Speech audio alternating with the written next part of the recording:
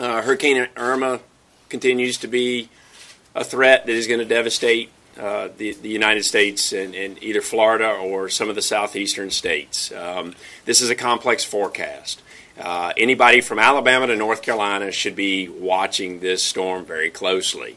The forecast and the direct impacts of this storm have yet to be determined because, one, it's a very powerful storm, but the nature of the curve in that forecast after 72 hours is going to be the key to see who gets the worst impacts here. It's not a question of if Florida is going to be impacted. It's a question of how bad Florida is going to be impacted and where the storm ends up over the next 4 to 5 days as it passes inland. Nobody in Florida that I know has ever experienced a Category 4 or 5 storm making landfall. The nation has only seen 3 Category 5 storms since 1851. Labor Day storm of 35. And then you had Camille in 69, and you had Andrew in 92.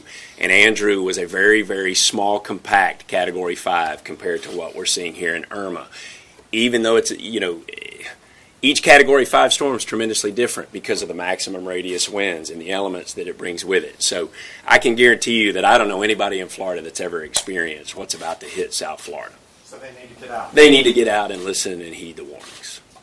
Obviously, there's a lot of evacuation activity taking place in Florida over the last 24 to 48 hours. Heed all local warnings.